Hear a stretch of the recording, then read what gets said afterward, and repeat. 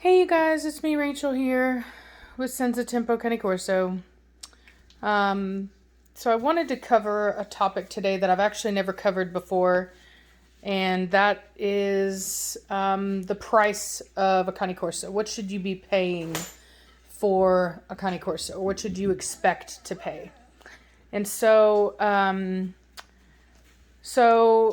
I had a person come by to see my dogs today, and they were under the impression that a Corso should be like $1,000 dog, and in my experience, that's just not the case.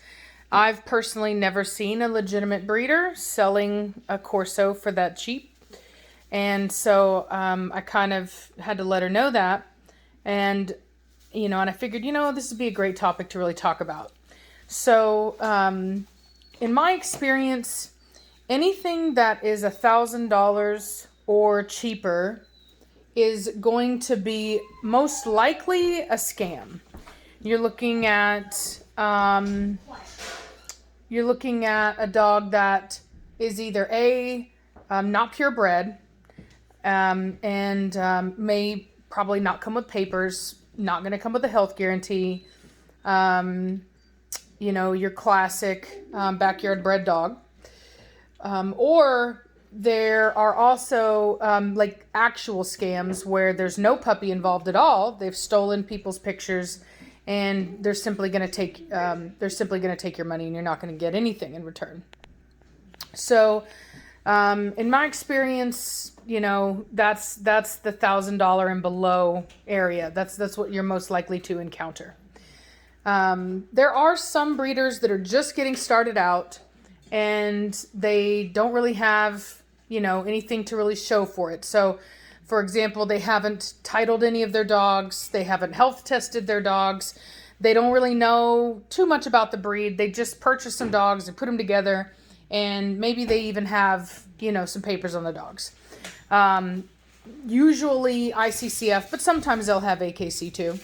And that's, your $1,700 range. Now, the problem with buying from somebody like that is that it's risky. You're getting a deal, but most of the time, those people, if there was a problem with the puppy, you wouldn't be able to get a replacement because they don't have puppies available to replace. And usually they are not going to have the money. And most breeders never give a cash guarantee or anything like that. You just get a replacement puppy.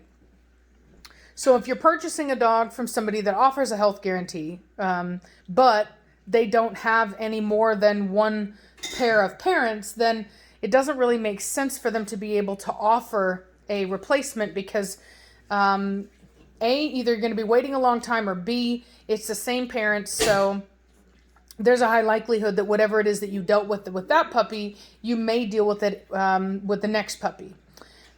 So just something to think about. And a lot of those times people you're just kind of SOL in those cases. I've known people that have done that, and unfortunately they didn't even get a replacement. Even though the people had a pair, a lot of the time those people find that having a situation where they have to replace puppies out of their first litter, is so emotionally draining that they just stop breeding altogether. And so a lot of times you're kind of, you're out of your money, and you're kind of stuck with whatever it is that you're dealing with that dog. So a health guarantee is only as good as the person who is validating that guarantee.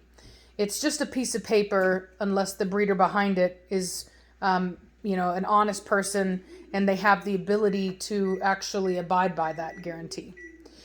On average, you're probably going to spend around $2,500 to $3,500 for a companion puppy Corso out of a legitimate breeder. Having said that, the price is going to be higher if that person is offering ear cropping included in the price. So it's always important to ask what the price entails whenever you're looking at a puppy. It's very important to know, what am I actually getting for this price? Be cautious. Don't just throw your money at somebody. Ask questions and be willing to look around if you don't like the answers that you get.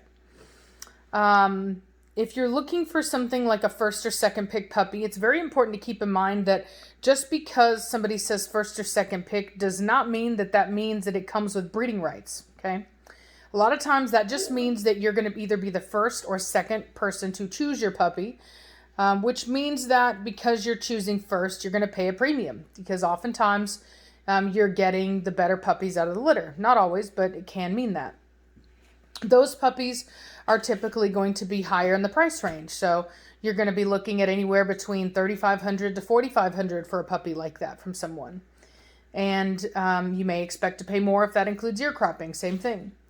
So that is, that's a legitimate price. Now, sometimes you might be able to find a breeder that's willing to do what's called a co-own with you, which is where they put a breed quality puppy in your home, but you are contractually obligated to show the dog, health test the dog for them, and then also make the dog available whenever they want to use that dog for breeding purposes. And that's a really great way of being able to get a really high quality dog that you wouldn't have otherwise been able to even own.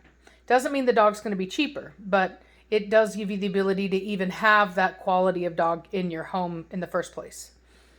Other than that, that's like puppy prices, right? So those are average puppy prices. Even purchasing a dog overseas is expensive. I would say that with shipping costs, and that's what really gets you, right? Because the Europeans will sell the dogs.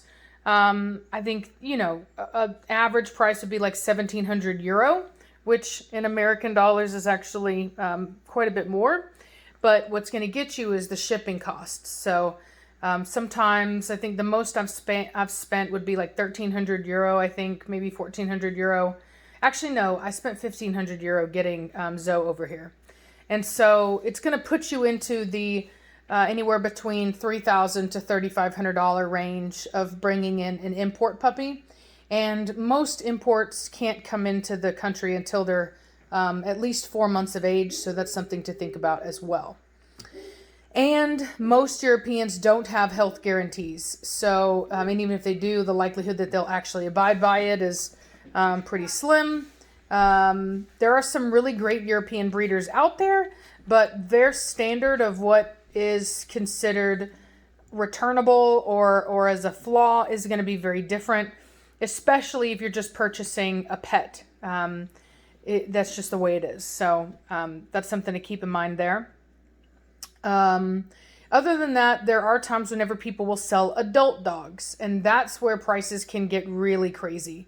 So the most that I've ever heard of a Corso being sold for, and this is just me personally, was $27,000. I've heard of dogs selling for $20,000, $25,000. That's not uncommon.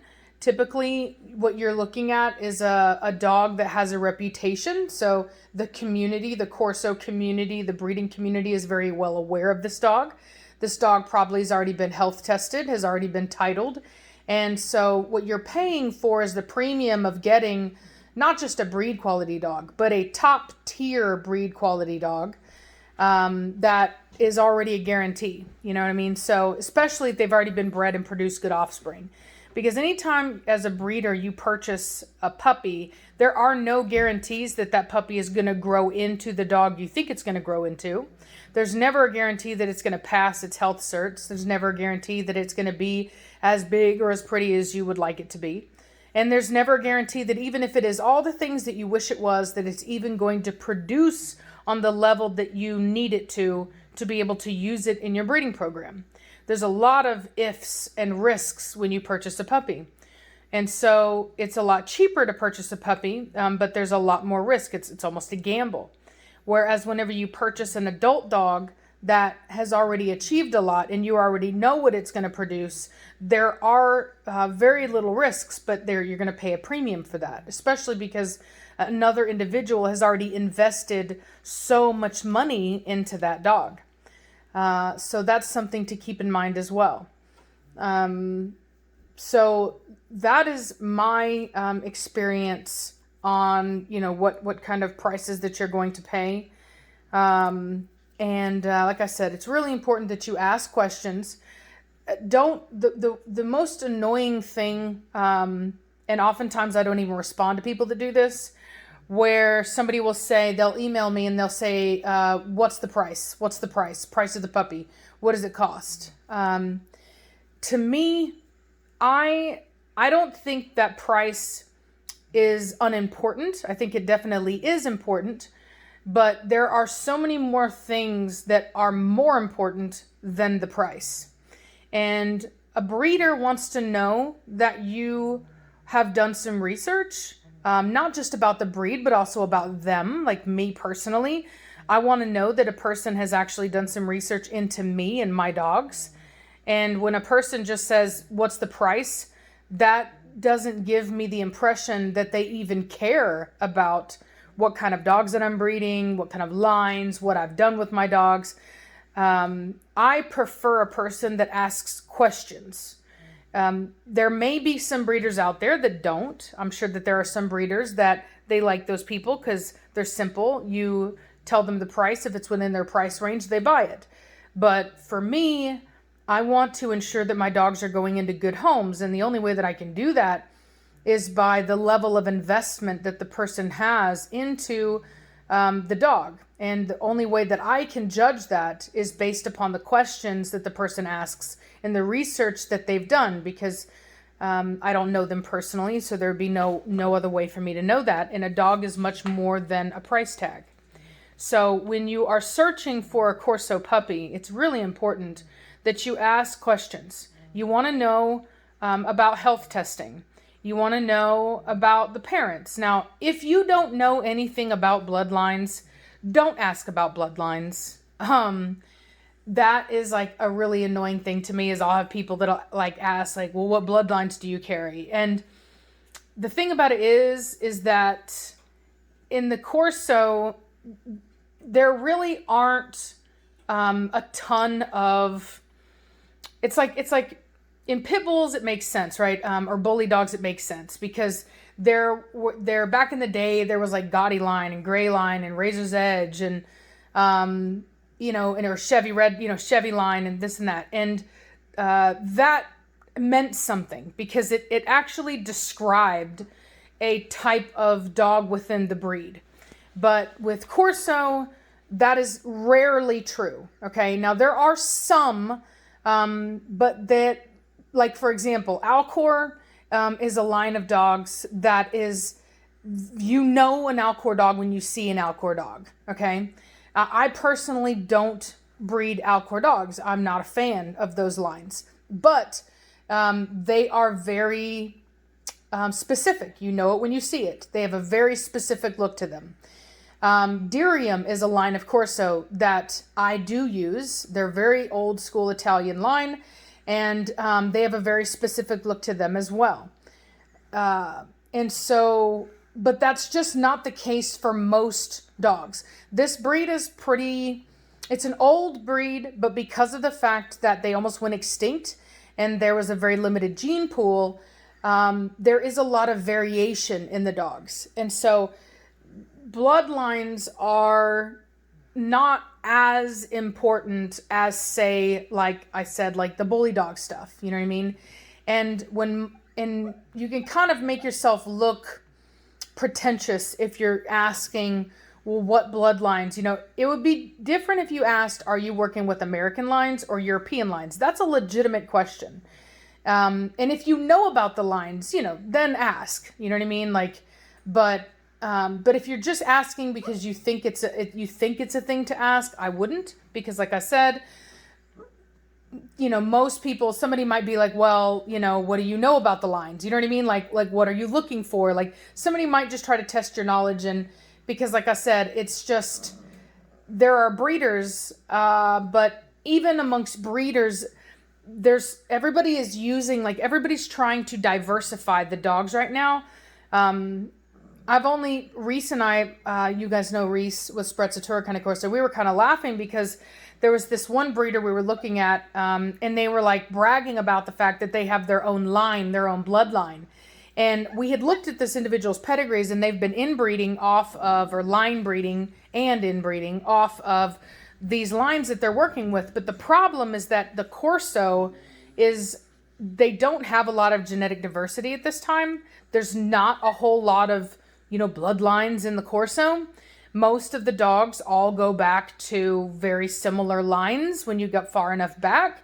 And so they're not a breed where you really should be doing a lot of line breeding off of. And the only reason why I think a person would be doing that is just ego, and they're probably going to shoot themselves in the foot, because there are health problems in the breed. And when you line breed, you basically concentrate the blood. So if there are problems, which we all know there are, you are more likely to throw those problems than you would if you were to diversify. So most people are trying to bring in genetic diversity. They're not trying to line breed and create their own bloodline. It's just we're not there yet, unfortunately.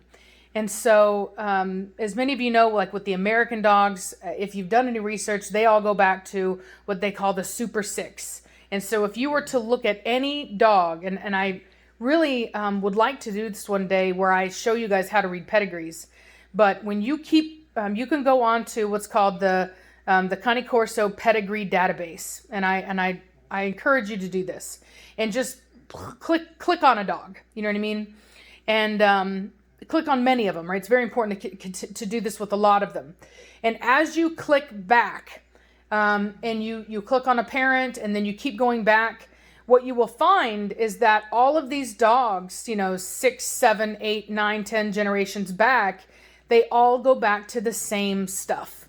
The European dogs all go, not all of them, but I would say like 90% of them go back to the same stuff. They're recently I was looking at a pedigree, and I was shocked by the fact that it went back to some stuff that I personally hadn't seen before.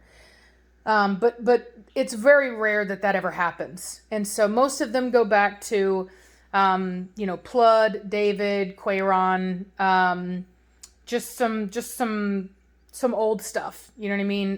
Bazir, Douano, or just to name a few.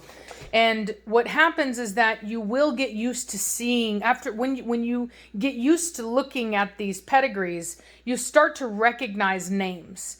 And sometimes you'll even notice like that if you go far enough back, that's where you see siblings. So you might think, because you've never seen a name before in a dog, oh, well, that's different. But if you click farther back in the pedigree, you'll actually see, no, this is the same lines. This is just a littermate brother or sister to a dog that you do know, but that you just didn't know that was a littermate from. And so you'll see. So it's and that's why, like, for example, I'll talk to people, and there will be people that will say, like, if a problem arises in the breed, like let's say, for example, a dog throws a heart problem, or let's say that a dog throws hip dysplasia, and people will say, oh, don't breed those dogs anymore. But what people don't realize is that within the Corso, when you try to blame a line of dogs, a name basically is what you're really doing, a name. What they're not realizing is that those bloodlines, the same genetics, run within many people's kennels under different names. So just because a kennel puts their name on something doesn't mean it's necessarily theirs. They may own that dog, but that's not their bloodline in the same way that other people use that terminology in other breeds. And so when you find a dog, and they'll say, oh, well, stay away from these lines. Well, if you do your research and you look up dogs from those lines, and you go back farther enough, and then you look at, especially in the pedigree database, you can actually click on a dog. Like, let's say you have a dog and somebody says, oh, don't use that dog. That dog's produced problems. Or let's say you bought a dog and they said, well, your dog's father produced problems. Okay. But then you go back and you look at your dog's parents, and you can see underneath, like when you click on a dog, it'll tell you all that dog's children. Okay. So if you were to click on all those children and look at their children's children, you would find a bunch of dogs that are under different names that don't have that reputation, and yet nobody's saying to cut those dogs out of the pedigrees. And so that's why it ends up being foolish once you learn how to read pedigrees, because you quickly realize that it's impossible to do that, especially within the Corso. They're all so closely related that when you say a line is bad, you're really saying a lot more than that. You're saying the breed is bad, basically, or a huge substantial part of the breed is bad. You don't get problems out of one animal just spontaneously out of nowhere.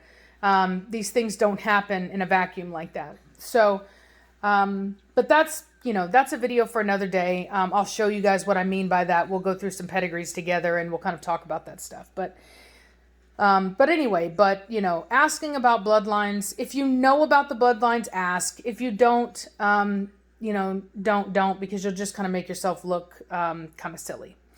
Other than that, like I said, health testing, titles, have they had any working titles? It's important to keep in mind that this is a farm breed. So the fact that maybe they don't have any titles is not the end of the world. Many of you will know that I bought Preacher from a breeder that did not title their dogs, and yet Preacher is an AKC champion. He's a phenomenal dog. So I'm not a person that's going to crap on people that don't that don't do that. You can find a legitimate dog. It can be risky. I'm not going to say that it's not. I got very lucky with Preacher, but it is a risk. You know what I mean? But it can work out. So I'm not going to sit here and say that it can't. Other than that, you want to ask them about their health guarantees, and how long have they been doing it, and really kind of test their knowledge about the breed, because I think that you will find that a lot of breeders, unfortunately, there is a story that goes around about the breed, and you have to be in this breed long enough to kind of sort through all the crap that you hear. And so, and some breeders, they just take that at face value and they continue to spew it.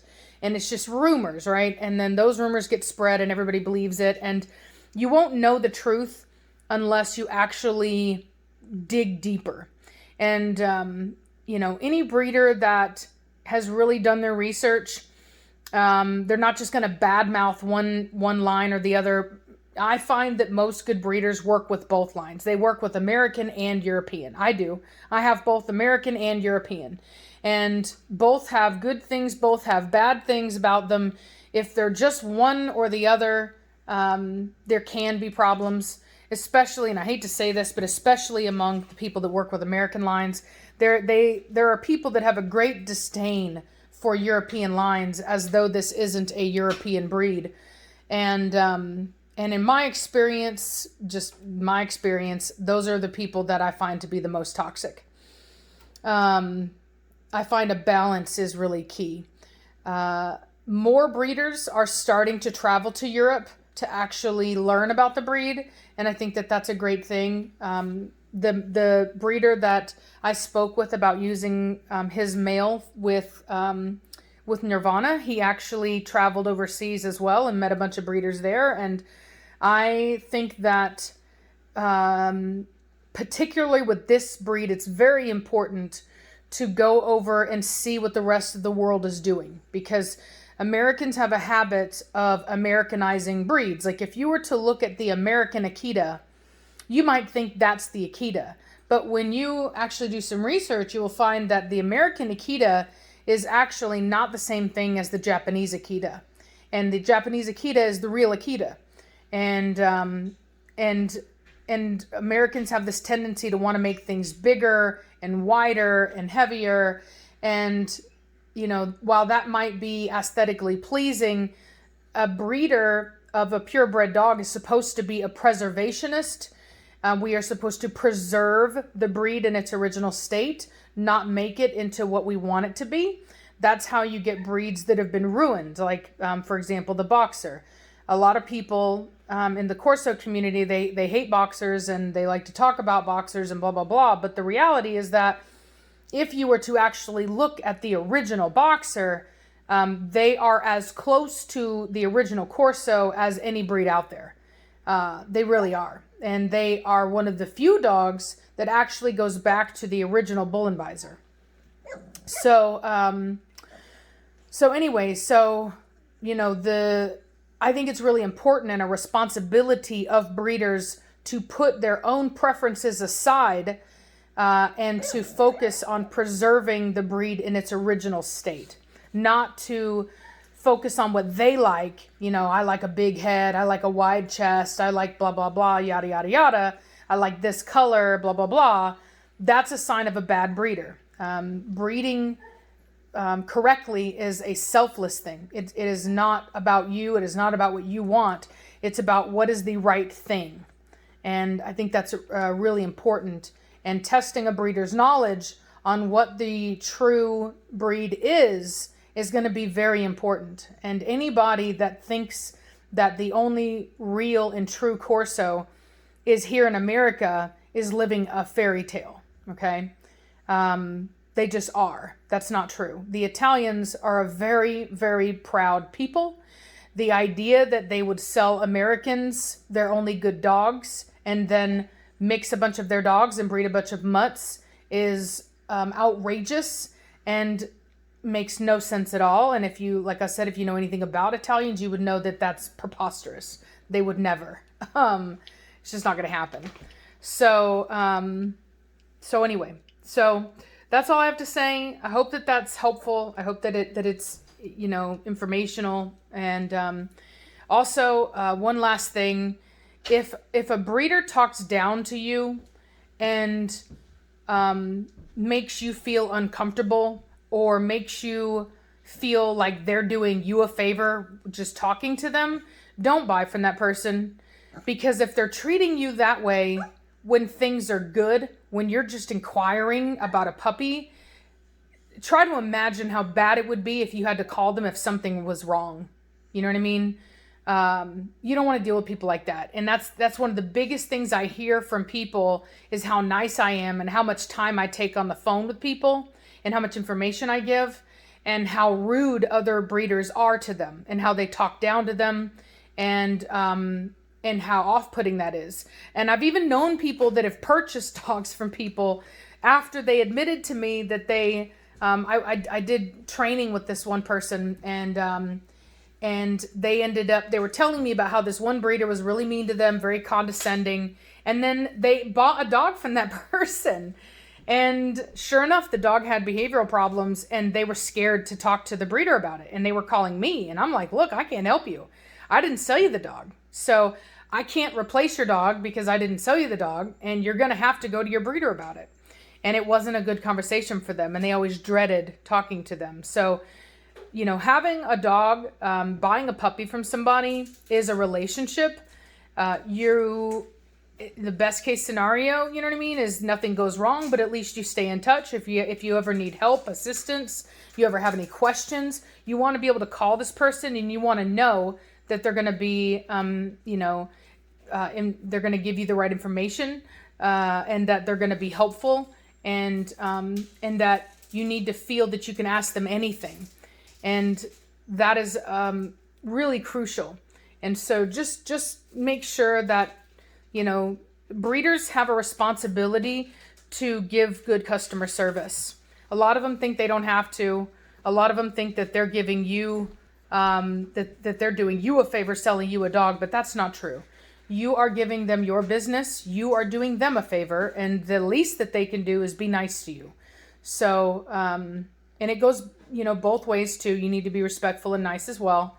But you know, it is a relationship, potentially 15, 16-year relationship, depending upon the life of the dog. And you do want to make sure that this is somebody that you trust and that you can go to and that is going to be knowledgeable enough to help you in the times that you actually need help.